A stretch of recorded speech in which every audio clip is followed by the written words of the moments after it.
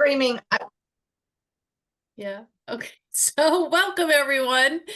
This is the user's guide to the fourth and fifth dimension and could possibly be called the survivor's guide to the fourth and fifth dimension. Yet to be determined. But this is chapter 7. I am Rebecca Roseberry and I am interviewing the lovely and talented, and I could go on, Chris Gordon. Hi, everybody. Thank And you. Thank you. I feel the same. That is absolutely reciprocated. So, I um, I can yes, feel it. Yeah, I know. This is, to me, this is my happy place. You're in your happy place. We're in our happy place. yes, yes. I kind of gave my happy place a little bit of a boost. Again this week. It looks like I'm in the Bahamas somewhere. I, Yeah. um, I think my ocean outside there is a little angry, so, and a little loud. So yeah, this is kind of calm and peaceful. Yeah, you do have a couple of blips going on in in your immediate surroundings, but we will try to stay focused as best as possible and just, Possible, it's it's I love this because it's raw. yeah. I mean, if I sneeze and spit my tea out of my mouth, then yeah, we kind of take that out because that's a little too raw. Um, but I love the fact that we just do it, whatever it is, and it's not the book will be a little more refined, but I love the fact that this isn't one of those things that we go, oh, that didn't sound right. We just go with it, and that's why this is our happy place, because Yeah, we that's what, can just be who we are. yeah, that's the fun. That is the fun. Yeah. So I don't know where the masters want to begin. Um, just to recap a couple of things and we'll see where this all goes because we still have no idea what's going to come out of any, we don't know. Now, it could just come.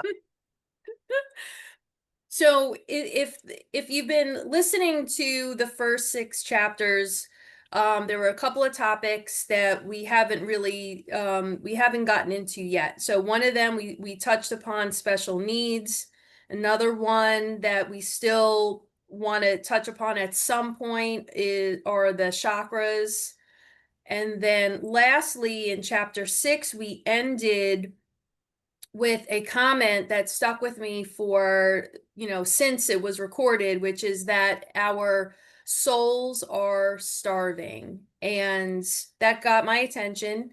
And I could resonate with that totally. And to know that that's in mass consciousness and that's a collective thing.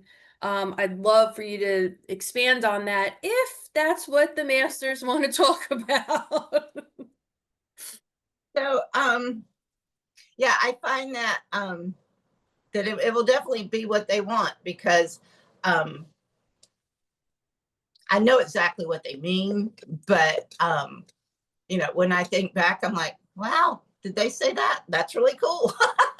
So, Hmm. because I really don't remember 98% of what we discuss. And that's by design. Anybody that is a channel or a medium, especially, um, they we do not retain, and we do not retain because whatever information, I understand this is an open forum, but kind of thing, um, and more public, but the rules still apply. Whatever comes out of our mouths is from them to you. And I may say this sentence and you're going to hear it one way however you need to, and somebody else is going to hear it how they need to. And if you were to talk about it, you go, wow, that's not what I heard at all. But it's what you need to be fed with. And that goes to um, our souls are starving. And so we are listening to things that internally we know that we don't agree with, that doesn't feel right. But because our souls are so starving right now, anything that comes close, we latch onto. Mm. And as this continues to happen, what's happening now is that we are finding out that our soul really can't just accept that on face value. And so we are finding those ways. Now things agitate us. This is when I say us, is actually the subconscious or the non-conscious brain part is thinking, oh, that's irritating. And so things that maybe we could slough off, overlook, whatever before, they're really starting to irritate us. And we are starting to notice that they're beginning to irritate us. Part of the reason our souls are hungry is because we're no longer living in the energy that we lived in before. We're no longer on the path that we were on before. And our conscious brain wants to keep that as alive as it can. We say to ourselves, oh yes, I'm on this path, or oh yes, I understand enlightenment, or oh yes, or oh yes. But when we have to actually step into that space, we're very uncomfortable because we don't have anything to compare it to. We can't go to our ancestors and say, like a parent or a grandparent, and say, so what happened when, because it didn't happen in their lifetime either.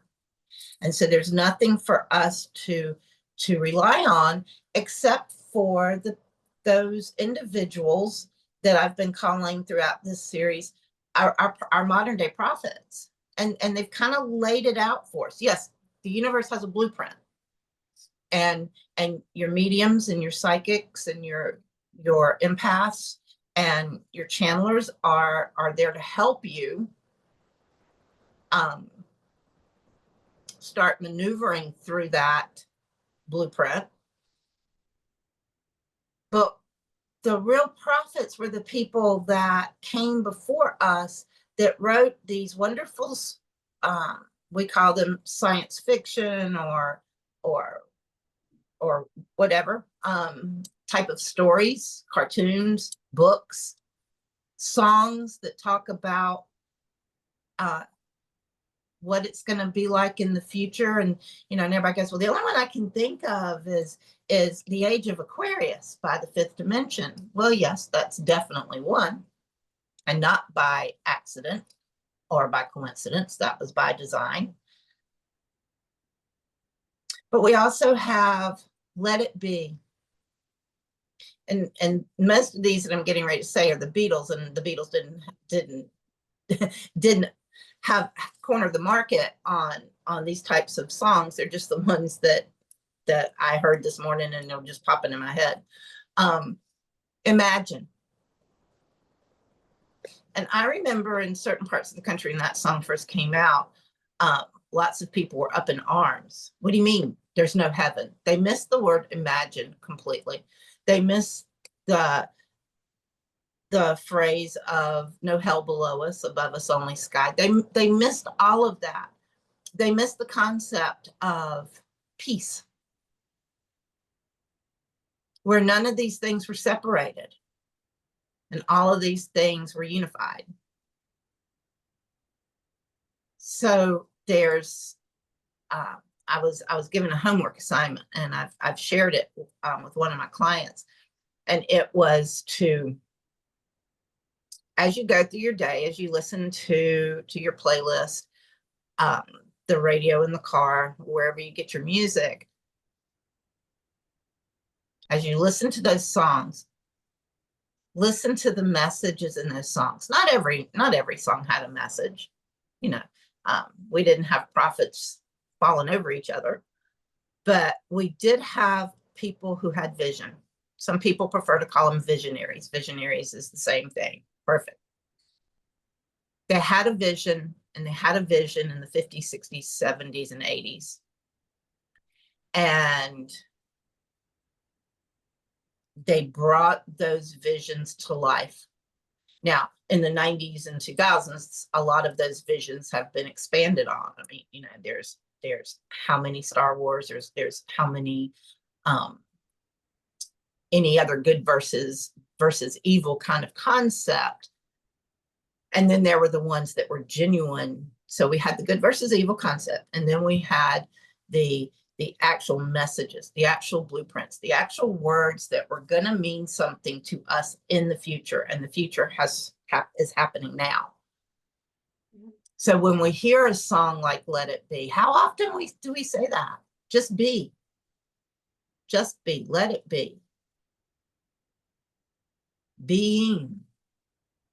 Focus on being. And so when we hear these phrases, they're beginning to make aha moments for all of us. And we are understanding them in a different way than we understood them when they were becoming popular for totally different reasons, and an energy that could not completely understand, but understood enough that it felt good. We liked it, so we continued to keep it on our playlist.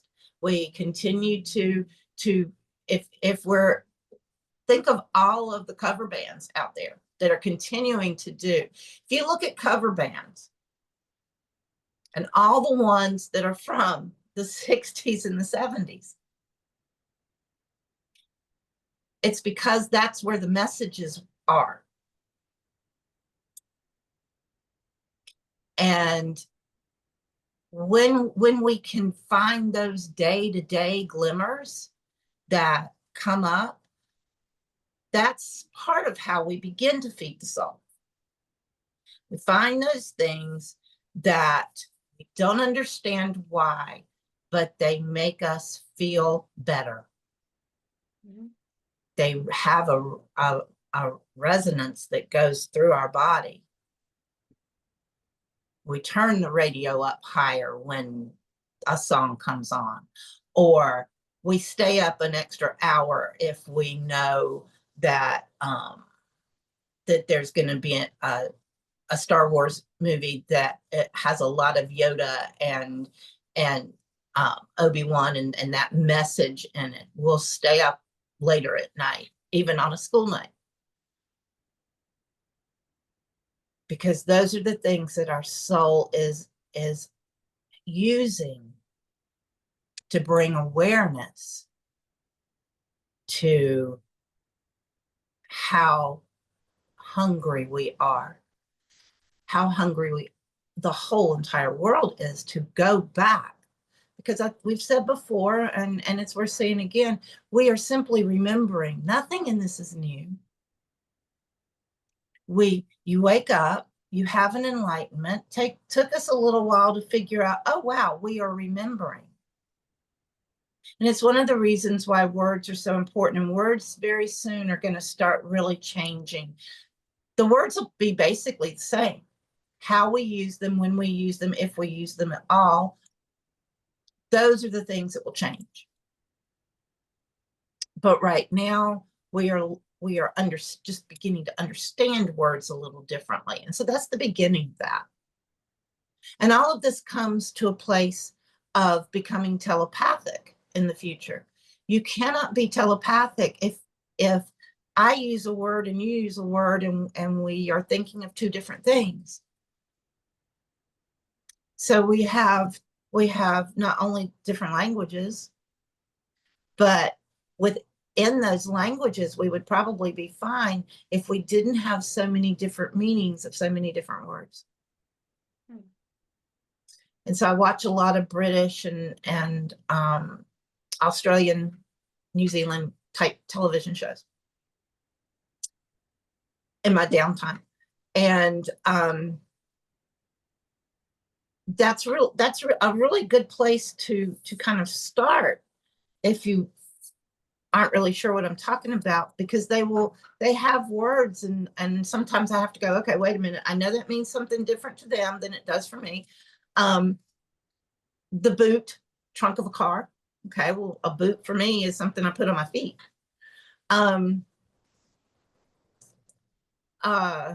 That's just one example. A lift instead of an elevator. So there's words that we have different in that regard. There's also words that we have different here.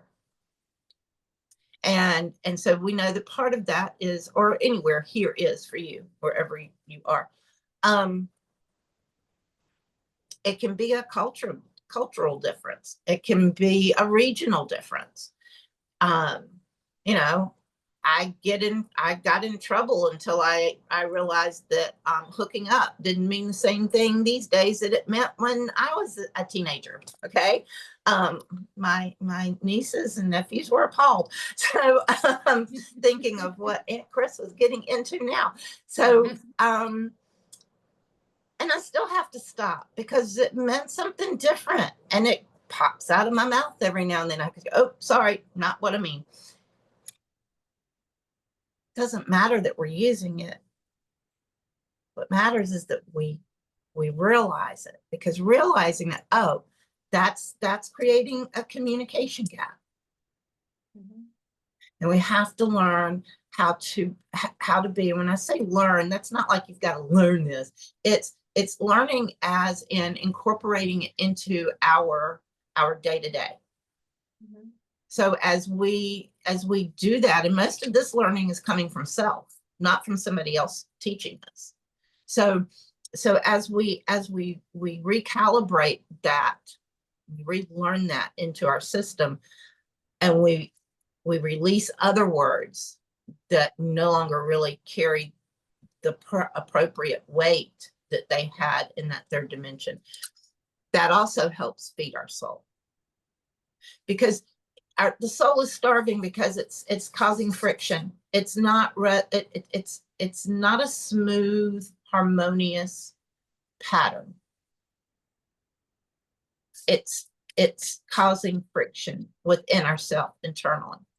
And then when we have the additional friction of the external, everything go outside of us, the internal takes it on and magnifies it. So yes, sounds like a lot that we have to do. And a lot of these things we will simply evolve into. We don't really need to overthink any of this. We simply need to be aware of all of this. And aware doesn't mean I have to remember every single thing, or I have to agree with every single thing, or I have to practice every single thing. It simply means that if I have the information, I don't have fear. And fear is where the 3 dimension is coming from. So if you have listened to all 7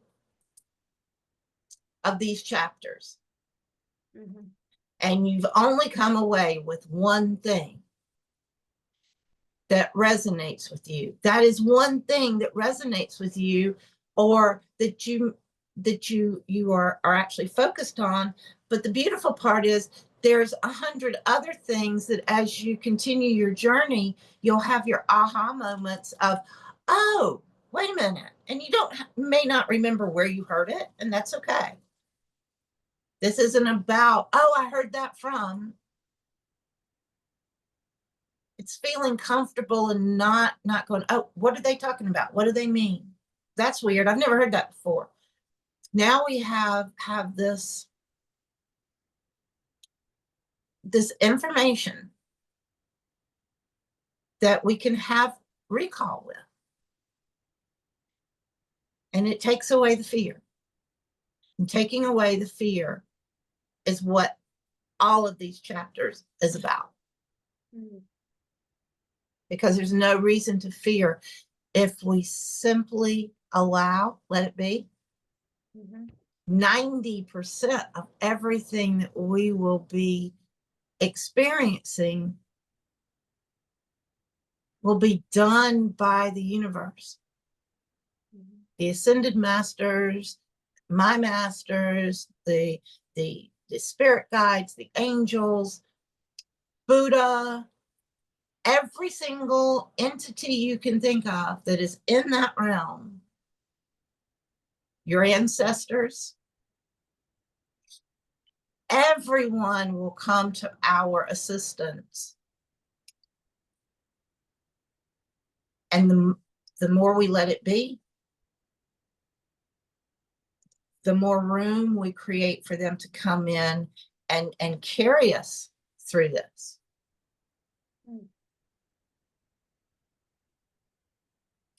So yes, we can't sit back and say, oh, well, they're going to take care of all of it. No, our 10% is very, very, very, and I don't know that 90 and 10 are 100% accurate, but they're close. Okay, the numbers kind of fluctuate and change on a quarterly basis, and so I'm not sure exactly what the specific numbers of those are, but they're close.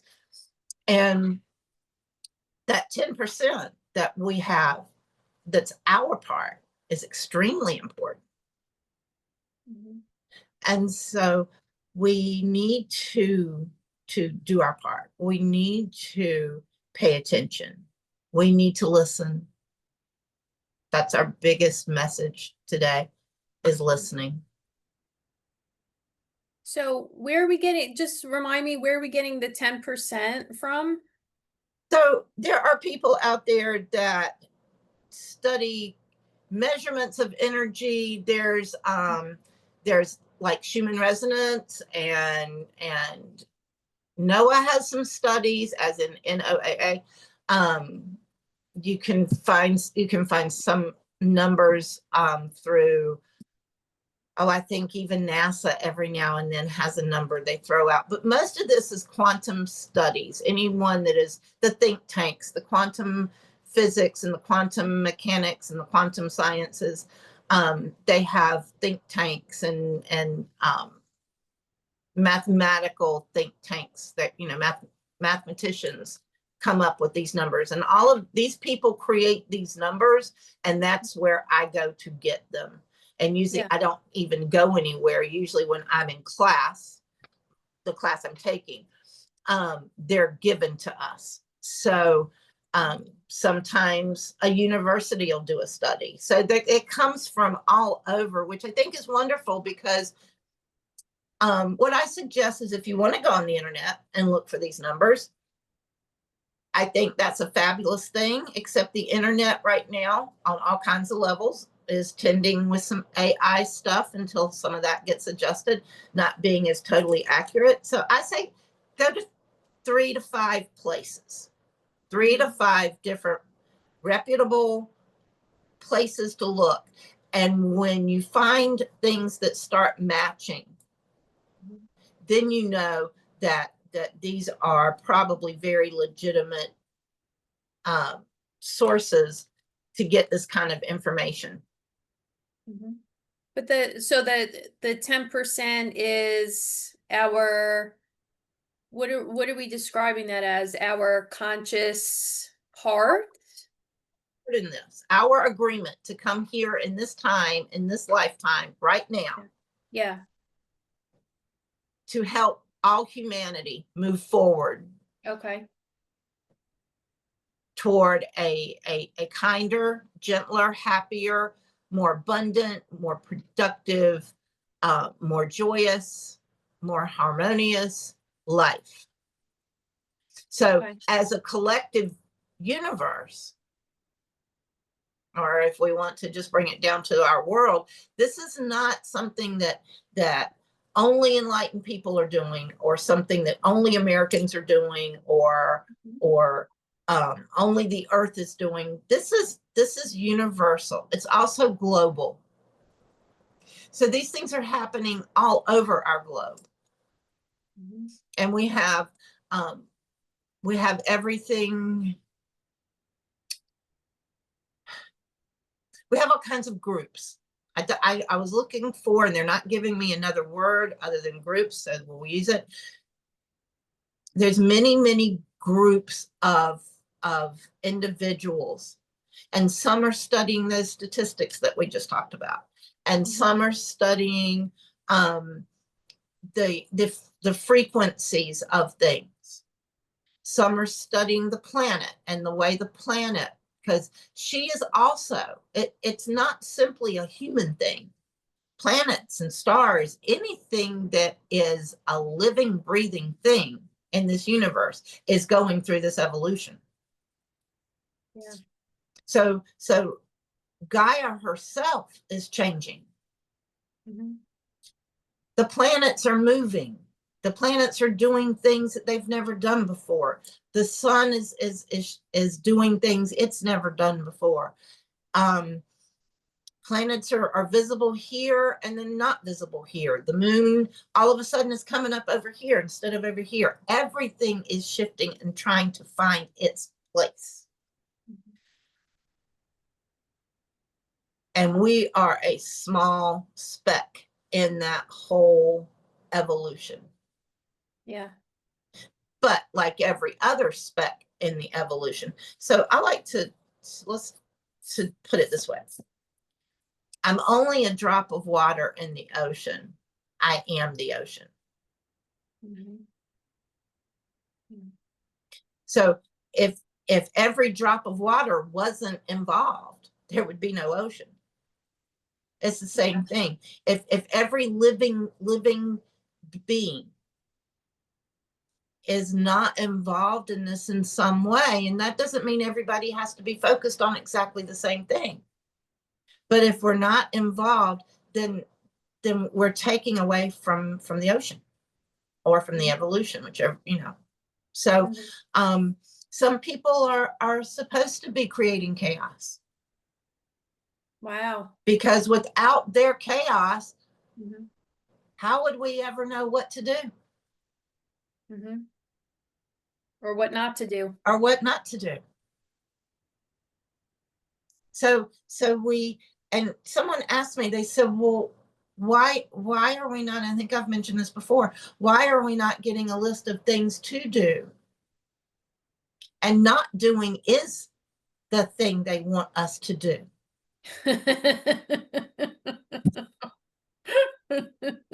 And it is simply that simple. Yeah. So in quantum, one of the things we learned in class was at the very beginning, years ago, when I first started, back in 2020, end of 2020.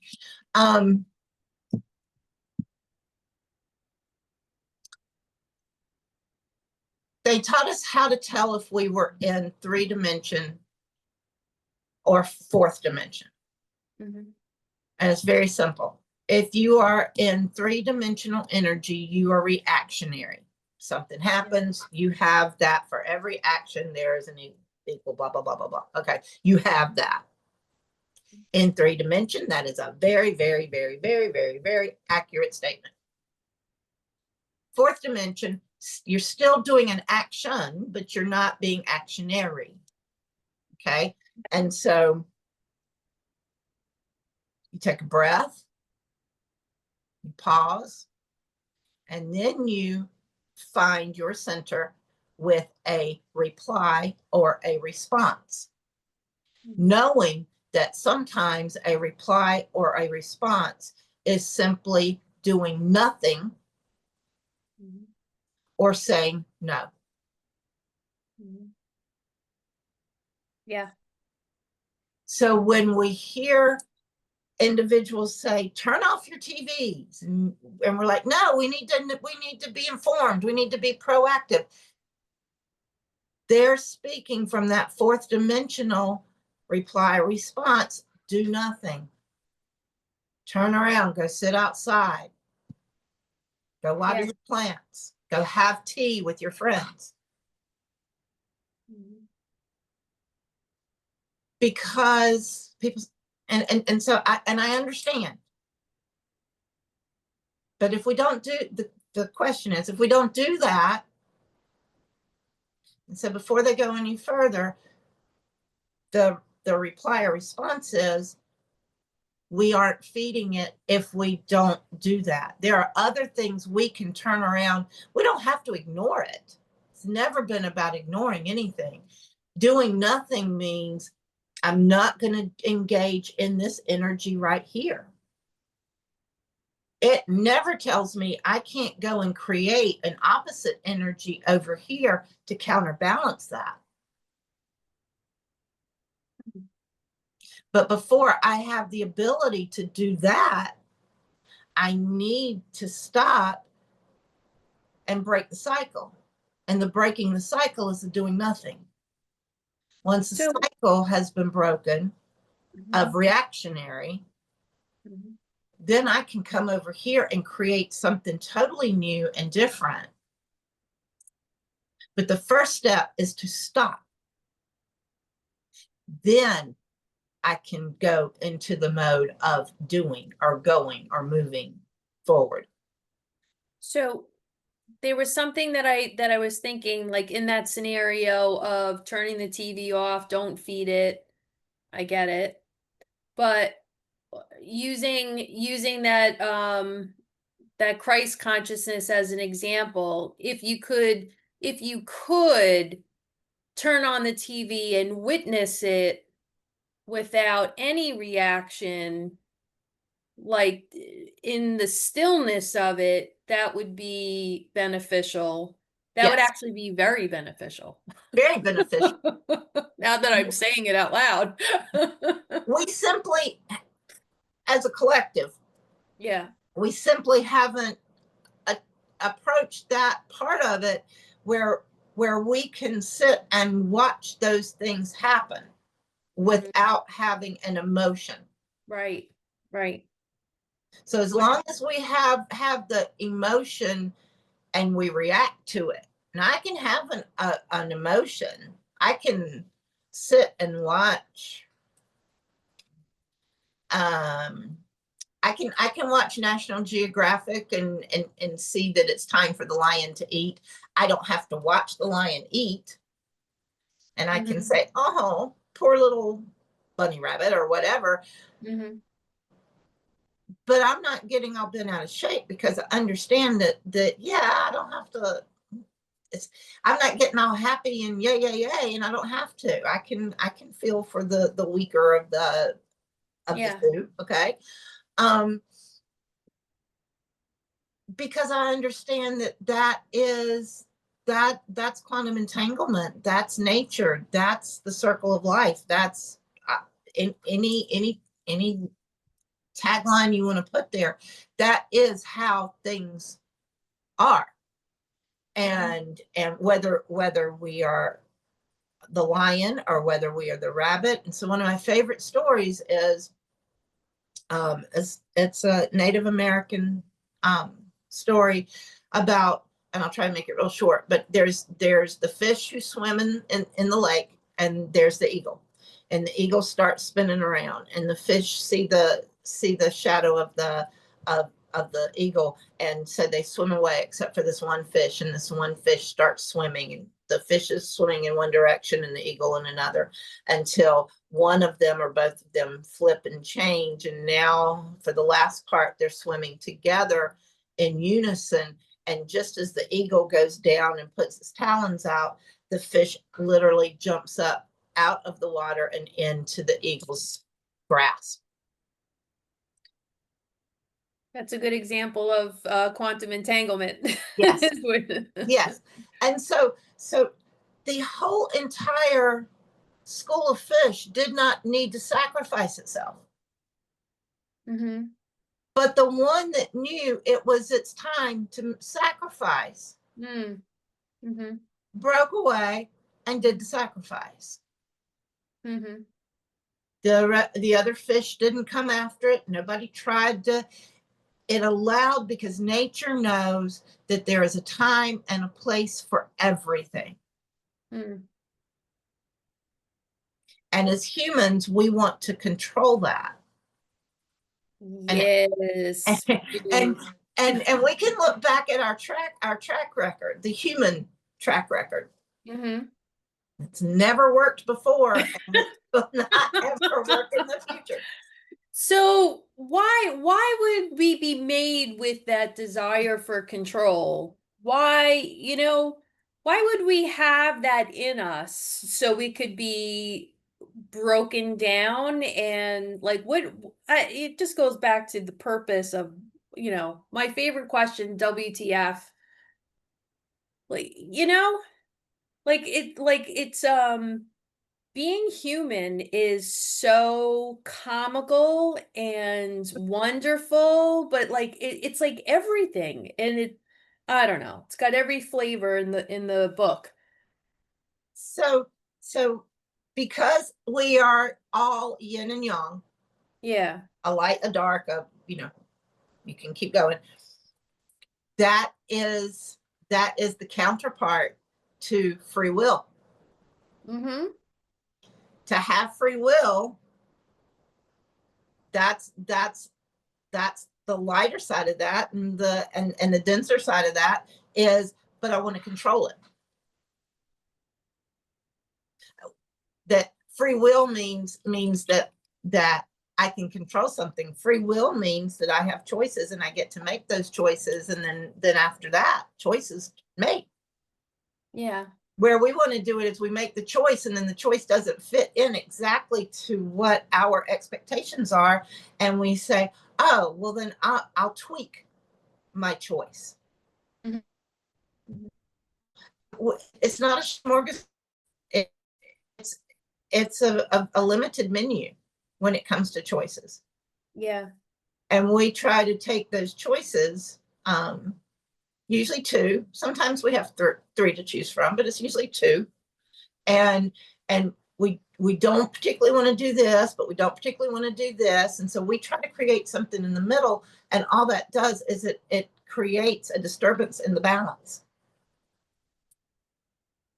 Mm-hmm. But it literally, our need to control comes from our ability to have free will. Okay. You have to have both. Yeah. Ugh. Yes, I know. So, because if we didn't have free will, that would be, that would just, it might make it very, very easy, but how dull. Yeah. If we didn't have free will, then we might as well, just be clones of each other. Because we would all do the same thing. We would all think the same, do the same, wear the same, eat the same. Mm-hmm. So if you have a favorite dish of food that you love to eat, and it's not native to where you live, and you can bring that in a little bit when I said native to where you live, maybe it's a dish from out west, and you live in the east, and so it's doesn't have to be global. It can be simply just regional. But if it's not native to where you live and you like eating it, you would never even know it was there, because we would all be eating the same thing. Mm-hmm. And I don't know anybody that would really enjoy that. Because what happens in that case is I may not like this, or I may be allergic to that, or I may only want to eat that, and none of those things may be on the menu if we don't have choices. Mm-hmm. So now I'm in a place where I have to consume things that I really do not like. So the fact that we have free will is the thing that keeps us from becoming those kinds of places where you're not allowed to think for yourself. Yeah. And so going back to that statement of people who are here to create chaos, that's why they create the chaos, so that we can see Mm-hmm. that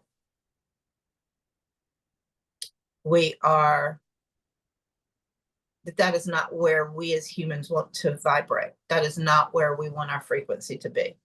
Mm-hmm. But if I didn't have that to see so that I could make that choice, and then when I notice it and I say, ooh, I do not want to do that. But instead of lashing out verbally, physically, or any other way, break the cycle. And then after I've broken the cycle, then I can go back and I can say, okay, I want to create this space here. I want to create this place here. I want bliss. I want peace. I want friendship. And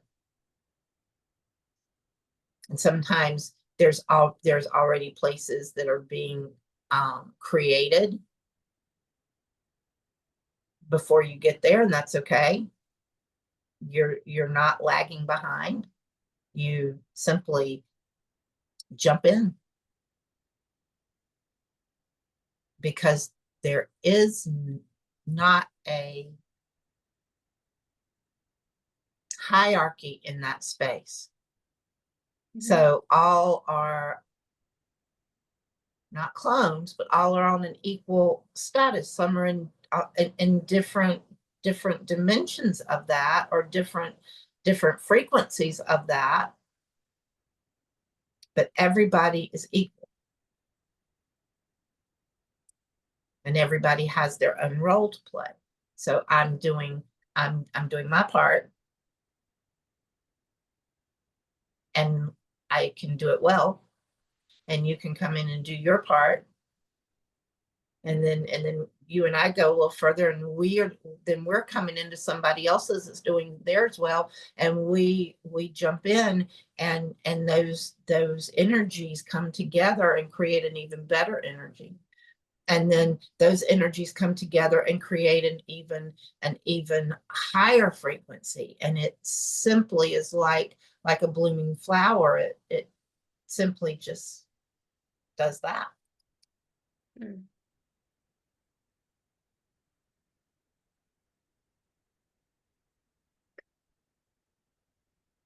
So fast forward to like my utopian 5D paradise, if there is such a thing. Would we still need fear, and I'll use the word control? Would it still have value? Or would we have transcended it or evolved beyond it? Or, we need it now, but are we always going to need this, I guess, this extreme contrast?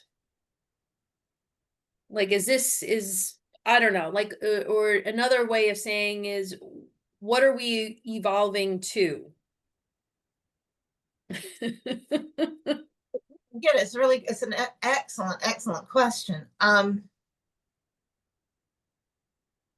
It's best answered in a scenario. That's what I'm looking. I have two. I'm trying to decide which one they want me to use. Thank you. So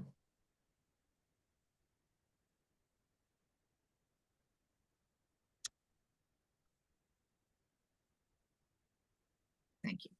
So we have on Earth already, we have something we can kind of compare this to. We have situations in our families we're born into. Some of us don't even have a born into family. Those situations that we're born into, no matter what they are, how good they are, how not good they are, when we grow up and start our family, whether that's the traditional kind or whether that's a family that we've put together, we never go into that saying, I want the very same thing I had or worse. We always go into that saying, well, I'm going to do this part better. And most of the time, we're pretty good at achieving at least most of that. We may be a little lofty, but we work until we create something close enough that we can be happy with. Mhm. So when we shift into this next 4 into 5D, the energy of who we were will be there, just like the energy of who you are is still with you. Where you came from, your family, you just came back from seeing your family. Mhm. It doesn't mean that you need to bring that you need to clone that and bring it back with you and live that same kind of lifestyle. Right. So we will always have the ability to maybe slide a little and then come back up. It's called ebb and flow. So we Okay. will always ebb and flow, but the need for those things cannot exist or won't exist if the energy isn't there to feed it. Right. So like we do when we create our own family and create it into what it is, and it makes us feel good and it's what we wanted. We'll do the same thing, but collectively in this new energy. So yes, we may go for eons and never have a control issue. They Mhm. did before. Before we went into 3D, there was a whole 4th, 5th, 6th, 7th dimensional lifestyle. Mhm. But when we, for whatever reason, and I don't know this part, I'm sure somewhere there is some information, I just don't have it because it's not the kind of thing I retain. And really, I don't mean this to be flip, but don't really care. Why? Because the reality is it happened and we got placed into this three-dimensional controlling, fearful, guided energy. Mhm. Well, now we're waking up, we're remembering what it was like to live that other life. That other life is very appealing, and so we are doing what we can, the best we can, however we can, to get ourselves closer and closer and closer to that lifestyle again. Mhm. I can't sit here and tell you that that will never happen again because I, one, don't know why it happened before, and two, I'm not in charge. So guess what? Whatever they want to do. But I do know, absolutely know, quantum science has proven it. I know that as we move into this renew energy,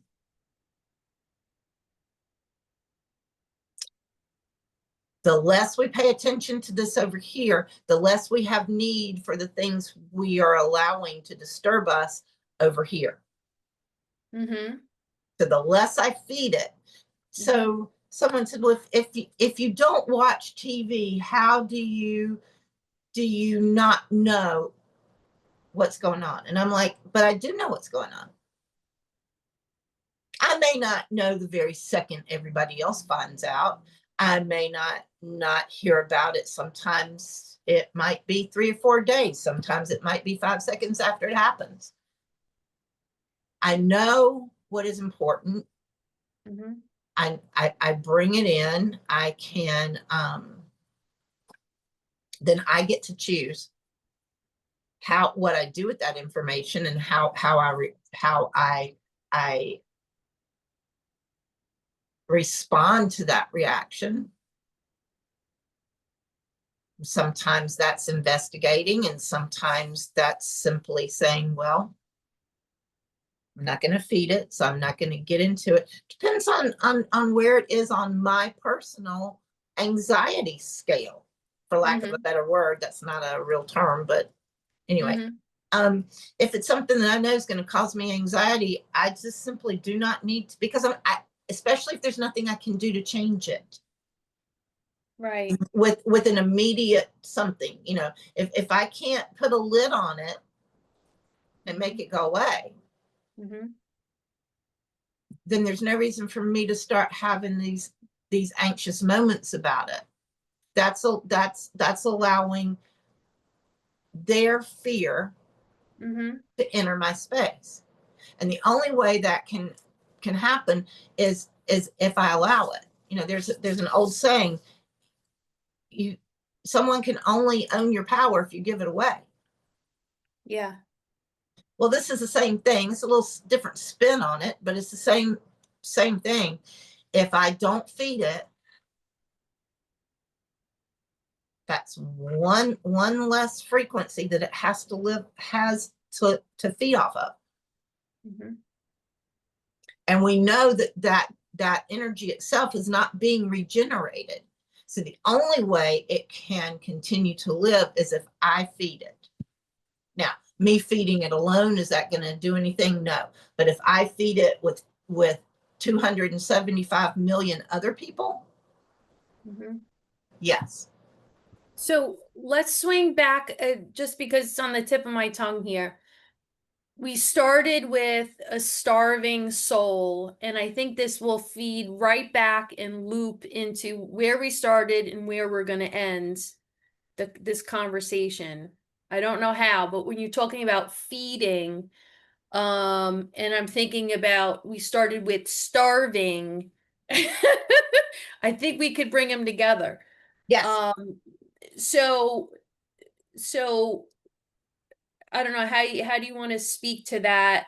I'm just letting that sit with me for a sec, but it would seem like the people whose souls are starving are the same people that have trouble breaking away from those low energies because they're starving. Yes. Right? Yes, ma'am. I don't know. It's No, coming together. Coming together. Yeah. Yes. And so this is probably one of the hardest parts in this journey of the evolution. As you begin your journey, waking up, noticing, seeing, and going, oh, that feels much better. I want to check into this. That's like the very first steps. And that's like the easy part, which is a little sad, only because we go into it thinking the whole thing's going to be easy. That would be me. So once we've done that, and we've done, you know, and it depends on where you are, but like for you, concentrating on studying this and following this and that and all of that, and then all of a sudden the doing part comes in, and that's not fun usually, and it's not easy usually. Not that it can't be, but it usually isn't. And then we start second guessing ourselves.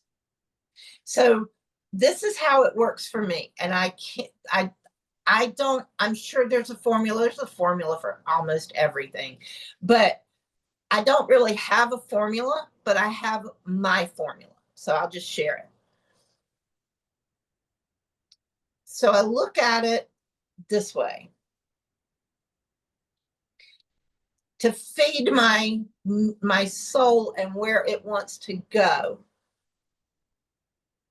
I need to transform it from where it is now to where I want it to be. Okay. Yeah. And so I look at it as having an allergic reaction to where I am. So Yeah, if I'm having an allergic reaction to something, that usually means I need to change something. So when I stop feeding, aka doing, aka using, you can again fill in the blank. When I stop feeding that energy that is creating that feeling in me, then I open up the space that allows me to fully concentrate on where it is I want to go. Mm-hmm. So I'm feeding what I'm starving when I'm over here. So it would be like if you're on the fence, okay? And if you turn and you look, you have two sets of dogs. You have one set that's really angry with you, and you have one set that is happy to see you. I can turn on that fence and pay attention to whichever one. If I'm deathly afraid of these that are really angry with me, and I give all my attention to that, I'm probably going to end up somehow on that side of the fence. Yeah. And if I really want to play and have fun, and I'm really glad the ones that are really happy to see me, and I turn on the fence and turn that way, well, who cares if I fall off of the fence and land there? Because they're just going to love me and take care of me, and it's going to be a happy time. Mm-hmm. That's how I gauge it. If it's something that is causing me to have a reaction, to be allergic to, I need to remove myself from whatever is causing the reaction. Mm-hmm. Because everything is quantum entanglement. When I'm not paying attention to it, I'm not feeding the energy of it. If I'm not feeding the energy of it, it doesn't have as much energy to live on. And the more and more and more we take away our energy from that, the less and less and less it has to survive on. Yeah. Yeah. Yeah. That is one of the hardest things in this whole journey. And we're, you know, I'm nowhere even, haven't even made a quarter of it. But the length that I have done, and know that for most people, that is the hardest thing, to simply walk away from everything we've ever known. Mm-hmm. And what I mean by that is our need to have a reaction. We've been trained to have a reaction. If you run the red light and hit me, I'm going to sue you. And depending on how angry I am, it's going to depend on how much I'm going to ask you for. Mm-hmm. We used to be able to make mistakes, and we're afraid now to even open our mouth and say something that I don't mean offend somebody in an unkind way.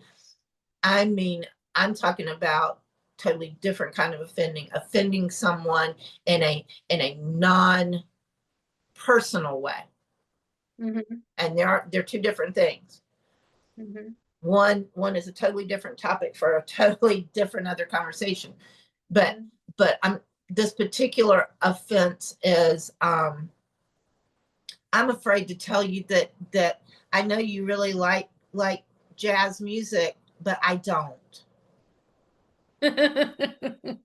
That's the kind of offending I'm talking about. Is I'm so afraid if I tell you that, oh, I don't really like jazz and I really wish you would quit playing it every time we're together. Oh, but I can't say anything. And then we wonder why we go home and think we're not worthy. It's not about taking your right, or taking away your passion, or taking away your desire to listen to that music. We can still listen to it. Mm-hmm. But it's okay for me to tell you that, yeah, I don't like it quite as much as you thought I did. Mm-hmm. I'm gonna date myself here, but it's for the cause. I'm not gonna rip out your cassette player because I don't like it. But if you put another cassette in, and I go, wow, what is this one? And you go, oh, do I hear a little bit of you don't like it? Well, yeah, maybe you might. Okay. Well, guess what? That starts a conversation. And conversations are the things that bring us together. Mm-hmm. And we can agree to disagree. Mm-hmm. And that's absolutely okay. That's called balance. We can learn from each other. We can try each other's viewpoints. We can grow, but without conversation, without listening,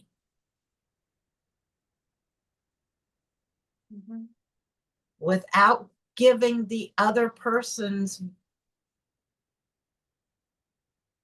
beliefs and way of thinking a chance to be heard, no matter how enlightened we think we are part of the non-solution. So go ahead. The unworthiness is heaped on the person who doesn't share that opinion out of fear that they're going to make a mistake by having a different opinion than somebody else. Is that? Yes. Okay. If I have cowered myself into a corner and think, oh, I can't say that because it might hurt their feelings.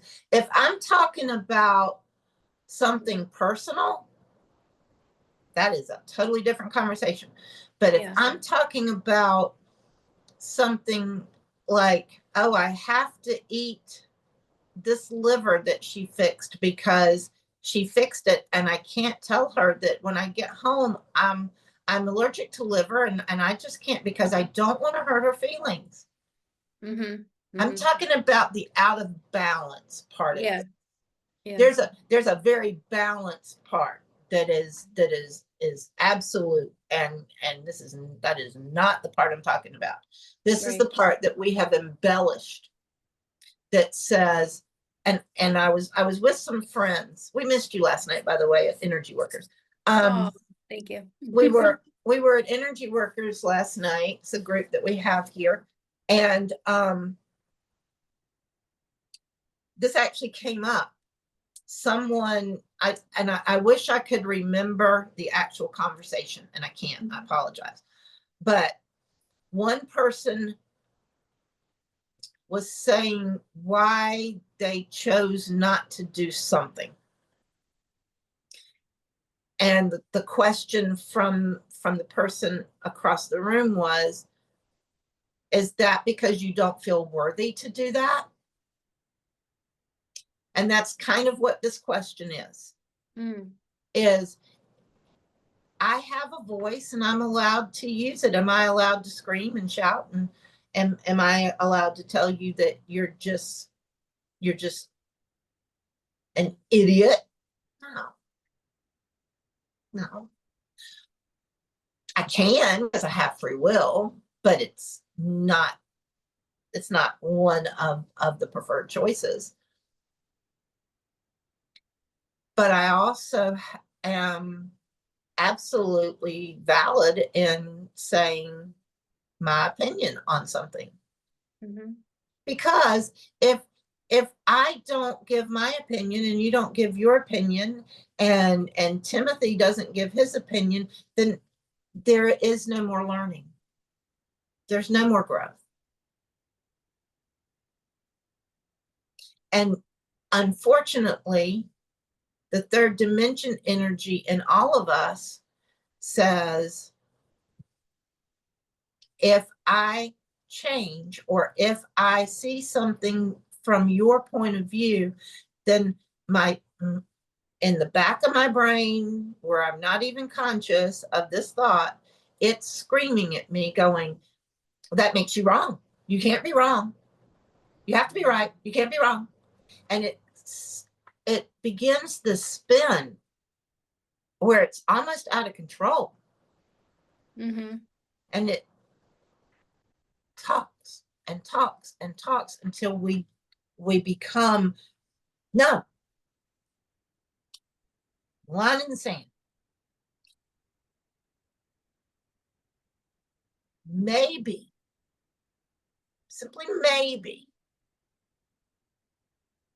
that was a really okay thought in that three-dimensional energy. And what they don't understand or cannot articulate, because we haven't done this before, and so there really aren't any words maybe, is that, yeah, that was okay for then, but it's not okay for now. And so maybe it's not so much that there isn't wrong. There's what we used to do, and there's what we're going toward doing. Mm-hmm. And so, thank you. And so we are, as we move toward that, our ego needs to release that thing that says, I can't listen to you because I can't be wrong. And that's not a conscious thought for most of us. The majority of people on the planet, that is not a conscious thought. That is fear, and that comes from a subconscious place. Mm-hmm. So we're not even aware that that's what we're thinking. We just know that we can't give into that right now, and we start holding and gripping really, really tightly. Mm-hmm. And so what I will say about the one thing that you and I've been talking back and forth about are people with, as we call it, special needs, which eventually we will hopefully all see that they're not the ones with the special needs. We are. They're the ones that have come here to help us see where our needs are. Yeah.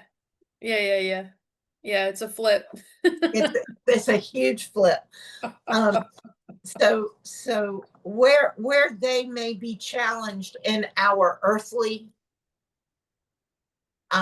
created world, Mm-hmm. the thing we've created, challenges and obstacles for all of us, they find a way to rise above that always.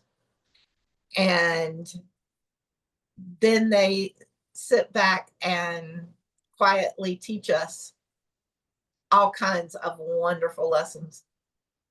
And this energy that we're talking about, believe it or not, and it doesn't really, it's not really obvious, but their energy is exactly kind of what we're talking about. You know, and in that they know what they need to let go of. Okay. They know what, if they pay attention to, will hold them back. Whether it's on their spiritual journey or their physical journey or any other journey, they know it, they accept it, and in the minute they do, they soar on. Mm. That's awesome. And I was very, very blessed, and I'm going to give him a shout out. When I was growing up, I lived behind this young man. His name was Marty Sheets. And he was the poster child in our area for the March of Dimes and some other, the one that, oh, I can't remember, doesn't matter. Anyway, he was, I learned a lot from him. He went to the same church, and for a while we went to school together. We were a few years apart in age, so we weren't always like in school together. But this young man, I was very young, and he taught me a lot of things. He was older than me, and he taught me a lot about limitations. And how the limitations that we have are our own. Yeah. Not God's or the universe's. Yeah. And yeah, so I think of him really often because that, I think because of him, I understand in quantum class, and we talk about limitations and the third dimension, and simply turning around and walking away and not paying attention to it. I give him thanks for teaching me what he taught me at a young age, because that made that part of our conversation very easy for me. And that's not to say that I can walk away from everything. I still have things that I have to do my grid work. I have to do my meditation work. I have to do everything that we've talked about and a lot more to break that cycle for myself so that I can move to another frequency. But when I do those meditations and I do it with Marty's words in my ears, there's a calmness. I don't resist quite as hard. And again, it's not that I don't do it at all. I am not a saint, and I am I have my own issues, believe me. But I do use his words a lot in my head. Yeah, he was a great guy. And so yeah, I'm very fortunate. I've had a lot of really beautiful earth angels in my life from birth that have walked with me to where I am now. So yeah, but he's one of them. Beautiful. So any other questions? Anything I didn't answer? Probably lots of things, but Well, I mean, this is plenty for today. And then yeah, I mean, I'll review it and it'll just create chapter 8. I mean, it's all good. Yeah. excellent. Yeah, There's a thank you. so somebody asked me a question, and I think or they asked a question and asked if we could answer it, and I think we did today. I'll go back and let her watch this and then tell me if we didn't, and then I'll start again, maybe. Okay. See what I Okay. can do. But I think this was definitely not only a couple of questions that you had asked me, but also the question that she had asked. I think we pretty much at least covered the topic. Yeah. So yeah, I really appreciate it. Thank you very much. And thank you everybody for watching. Yes, thank you. Until chapter 8. Yes. Until next time. Next time. So have a good one. Thank you.